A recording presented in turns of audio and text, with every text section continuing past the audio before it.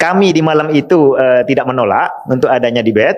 Kami justru kaget kenapa ada pernyataan bahwa ternyata seperti yang ada di video itu. Saya tak tahu ini disengaja ataukah lupa atau mengapa. Yang jelas proses yang saat ini, ya proses itu masih berlanjut dan saya sudah memasrahkan ke kawan-kawan di KUIPS atau di Pusat Islam untuk mengurusi pembicaraan mengenai teknis, mengenai venue, mengenai apa topiknya, mengenai ini yang dirancangkan insya Allah mungkin bulan Januari. Ya, tapi masih saya dengar ada pembicaraan yang agak alot mengenai detail daripada rencana debat itu. Jadi secara umum ini nanti insya Allah akan ditangani oleh kawan-kawan di sini maupun di KL, ya khususnya di Pusat Islam KUIPS, dan dari pihak sana pun sudah ada orang-orang yang menangani dari Aslen Malaya, ya.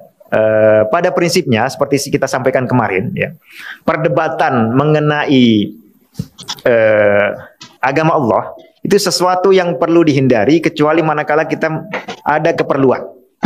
Nah, perdebatan yang kita bicarakan ini bukan perdebatan mengenai keberadaan Allah, bukan mengenai agama Allah secara langsung, tapi sebetulnya perdebatan mengenai sikap yang seharusnya bagi seorang Muslim, apalagi akademisi, ketika berbicara atas nama ulama besar.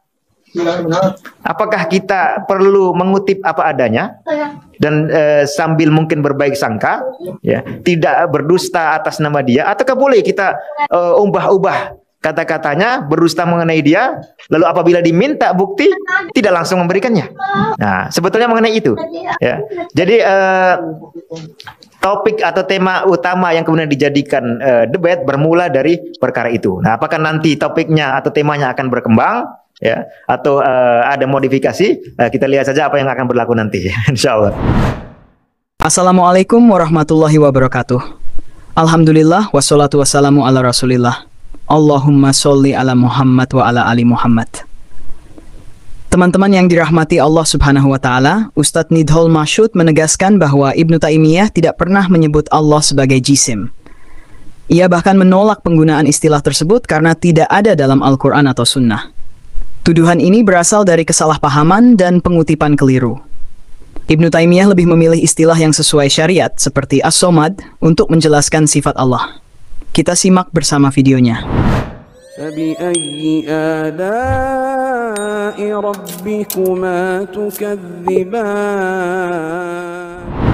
Pertama, secara lafal atau pengertian dasar, ya, mujassim itu dalam tema akidah adalah orang yang menganggap Allah itu apa? Jisim. Jadi dia mengatakan Allah itu jisim. Mengucapkan Allah itu jisim, atau punya keyakinan bahwa Allah itu jisim walaupun dia bukan dengan ungkapan seperti itu.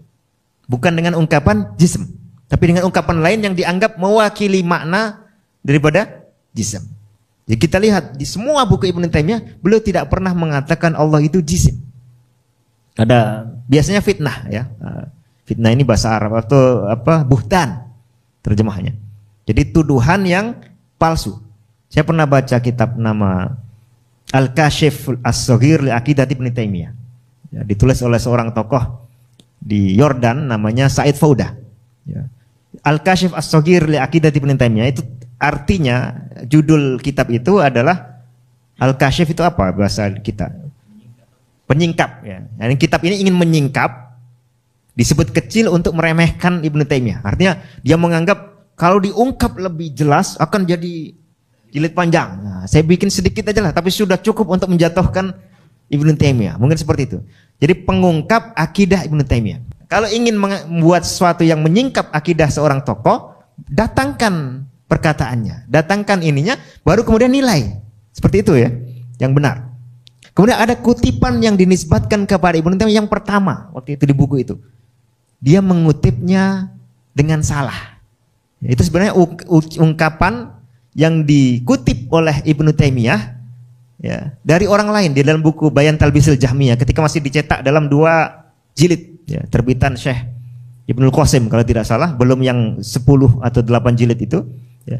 Itu ucapan dari kalangan Mujassimah, ya, atau ucapan dari orang yang menisbatkan qaul itu ke mujassimah bahwa ma min maujudin illa jisman au qaiman bijismin. Itu dianggap sebagai ucapan Ibnu Taimiyah. Padahal kalau kita baca halaman-halaman sebelumnya, itu Ibnu Taimiyah mengutip dari yang lain. Ketika pertama apabila dia mengutip dari Ibnu Taimiyah, mengutipnya pun palsu. Ucapan orang, ya, tadi Ibnu Taimiyah itu nafasnya panjang kalau nulis. Jadi kadang tulisan berhalaman-halaman, ya, itu bukan ucapan Ibnu Taimiyah, itu mengutip dari orang lain, baru kemudian nanti dinilai atau dianalisis. Nah, ini salah satu bentuk fitnah. Nah, tadi ya, fitnah yang ada seperti itu. Nah, yang kedua, jadi dalam semua buku saya bisa jamin, saya bisa garansi, nanti silakan teman-teman cari, ya, beliau tidak pernah mengatakan Allah itu jism. Bahkan juga tidak mengatakan Allah itu laisa jisman. Artinya beliau menolak istilah itu. Ya. Karena Allah sudah punya nama, sudah punya sifat yang banyak di Quran dan Sunnah. Kenapa kita dipusingkan, dipeningkan dengan istilah jism atau bukan jism ini?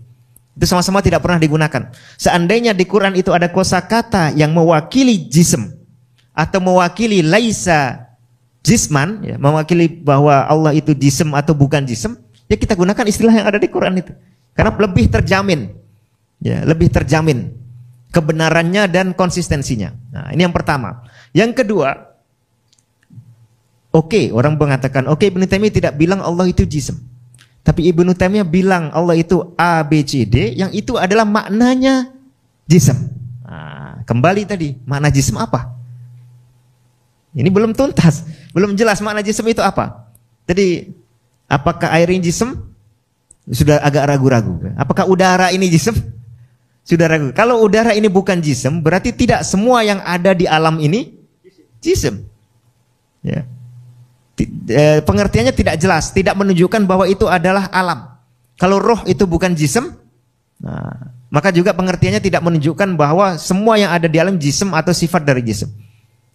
Karena itu kalau kita baca misalnya dalam kitabnya Abul Hasan Al-Asy'ari, ya, dalam Maqalat Al-Islamiyin, dan itu kitab yang jelas-jelas valid nisbatnya, ya, diatribusikan ke beliau. Beliau menyebutkan ada namanya tokoh Hisham Ibnul Hakam. Ini tokoh yang dikenal sebagai mujassim.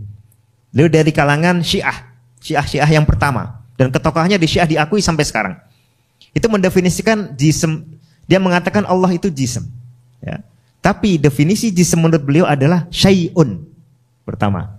Kemudian maujudun, ya. Kemudian qaimun bin nafs. Syai'un itu artinya sesuatu.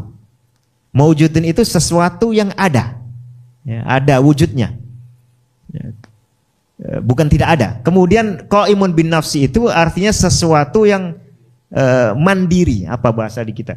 Jadi tidak menempel atau disandang oleh yang lain. Saya misalnya bisa kata, kita punya botol, ya, punya botol nih. Botol ini ada warna, kemudian ada bentuk, ya, ada ukuran panjang, kemudian ada dingin atau panas, ya, dingin atau panas. Ya, sudah minum dingin dan panas? Belum, ya? Kalau saya katakan panjangnya botol ini, ya, panjangnya botol ini itu sesuatu atau bukan sesuatu? Sesuatu, ya. Panjangnya botol ini ada atau tidak ada? Ada, ya. Karena botolnya ada maka panjangnya adalah. Tapi panjangnya botol ini mandiri atau tidak mandiri? Tidak mandiri, karena dia hanya ada ketika botolnya ada dan dia disandang oleh botol. Maka kita katakan panjangnya botol. Ya, dia disandarkan saja ke botol. Sementara botolnya inilah yang menyandang sifat panjang.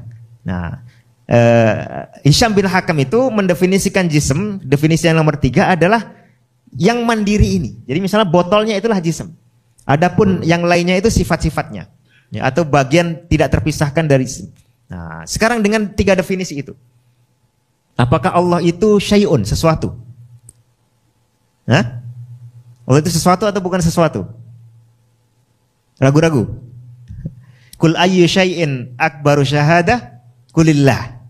Berarti Allah itu disebut sesuatu. Baca di Sahih Bukhari itu ada judul khusus bahwa Allah itu sesuatu. Ya, bahkan beliau menulis hadis tentang penyadaran sifat syakhsun ke Allah. Ya. Tapi kita tidak bahas itu dulu. Jadi Allah sesuatu, ya kan? Kalau orang menggunakan istilah jism, tapi maksud dia adalah al-jism sama dengan sesuatu, salah tidak dia menyebut Allah itu jism? Sementara arti dari jism itu adalah sesuatu. Tidak salah secara maksud. Ya, cuma kosakata jism tidak bagus. Kalau dia mendefinisikan jism sebagai syai'un maujud, ya, atau sebagai al-maujud, nah, salah atau tidak dia mengatakan Allah itu jism? Nah, tidak salah secara makna. Ya, sama seperti dia mendefinisikan jism adalah qaim bin nafs. Apakah Allah itu qaim bin nafs? Ya, ini disepakati. Nah, ini problem pertama. Jadi waktu itu Hisham bin Hakam maksud dia itu. Ya. Lalu ada tambahan-tambahan lain, definisi lain yang sebetulnya tidak valid, tidak otentik dari Hisham bin Hakam. Ya, biasa disebutkan dari Ibnu Rawandi, kemudian dinukil dari satu mutakalim ke mutakalim lain yang mengatakan jism ini Allah itu jism dan ukurannya sekian itu tidak valid. Ya. Tidak ada data yang cukup kuat. Ini pertama. Lalu ada orang lain lagi, definisi jism bagi dia bukan hanya sesuatu atau sesuatu yang ada atau sesuatu yang mendiri, bukan itu. Ya. Tapi definisi jism bagi dia adalah al-murakkab. Nah, sesuatu yang apa? Disusun, tersusun. Nah, al-murakkab kalau kita pahami secara maksud umum itu sesuatu yang dirangkai, ya, disusun. Macam orang bikin karangan bunga. Ya, ada satu bagian, ada bagian lain digabung. Nah, apakah Allah jism dalam arti itu? Jelas bukan. Ya, kalau jism maksudnya seperti itu, maka disebut jism jelas sesuatu yang salah karena Allah tidak pernah ada yang merangkainya, ya, ataupun dia dipandang bisa berpisah-pisah. Nah, ini jadi ketika kita ingin menganalisis, ya, orang yang mengatakan Allah itu jism atau bukan jism, tanya dulu apa maksudnya. Karena ini bukan istilah yang permanen, ya, bukan istilah yang stabil yang diantara para penggunanya sendiri beda-beda. Di Malaysia ada kosakata benda, ya, benda. Apa arti benda itu? Kalau di dalam bahasa Malaysia, ini benda atau bukan? Benda. Saya punya misalnya, saya punya ilmu. Ilmu saya ini benda atau bukan benda? Saya punya ucapan. Nah, saya ada benda nak cakap sama awak. Nah, ini ucapan saya ini benda atau bukan benda? Ucapan. Ya, benda atau bukan? Saya ada benda yang ingin nak cakap awak. Ya. Benda itu kalau dalam, saya tak paham pasti ya, tapi saya rasa kalau di bahasa Malaysia, benda itu artinya sesuatu atau perkara. Atau perkara dalam bahasa Indonesia. Ya. Ucapan Allah itu perkara atau bukan perkara? Amrun atau bukan amrun? Amrun, syariat Allah itu amrun. Kalau di bahasa kita, katakanlah bahasa Perlis, ya, kita dalam bahasa kita amrun itu benda, maka salah atau tidak kalau saya bilang sifat Allah itu benda atau kalamullah itu benda? Tidak salah, karena maksud kita dari benda itu adalah sesuatu atau perkara atau hal itu.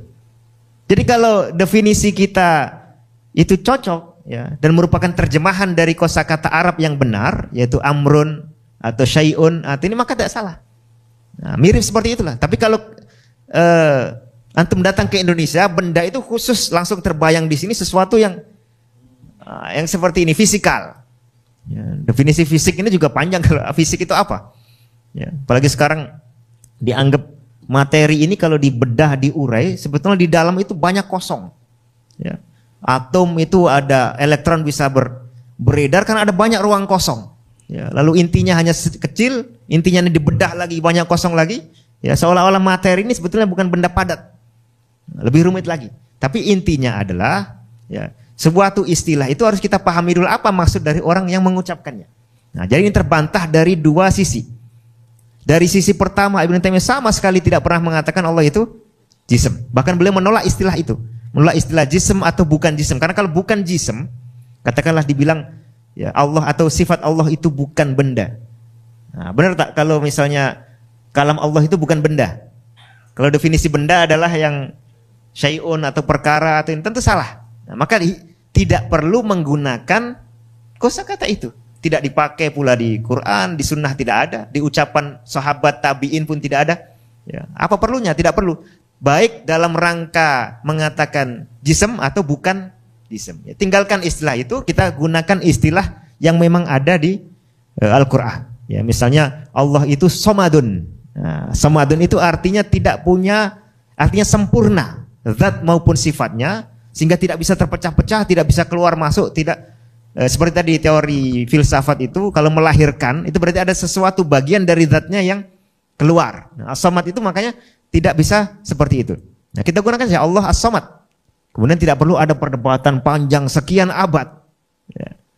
Lalu kemudian kita katakan lam yakun lahu kufuwan ahad. Allah tidak ada taranya, tidak ada bandingannya. Sudah cukup.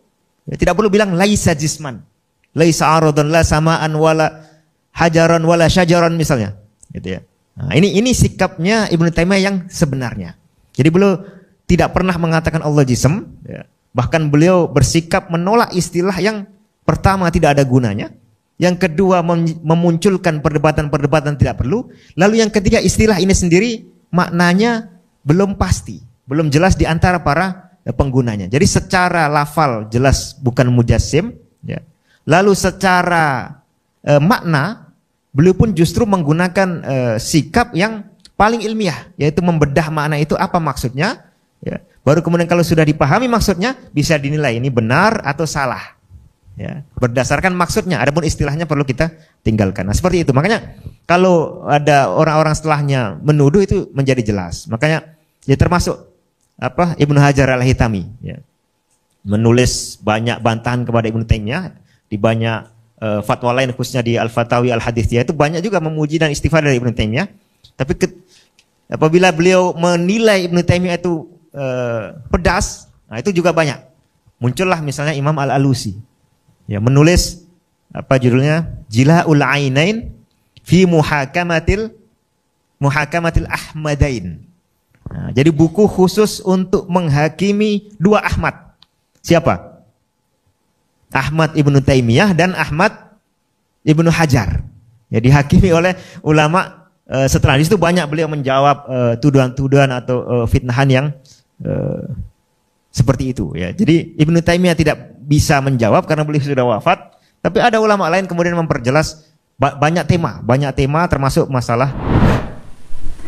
Teman-teman yang dirahmati Allah Subhanahu wa taala, Masya Allah, Ustadz Nidhol Masyud menjelaskan bahwa tuduhan Ibnu Taimiyah sebagai mujassim adalah fitnah.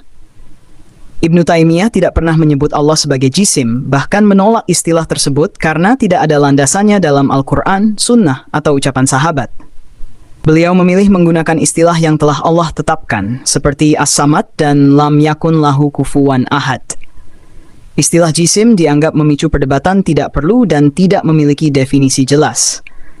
Tuduhan itu sering berasal dari pengutipan keliru atas karya-karya Ibnu Taimiyah.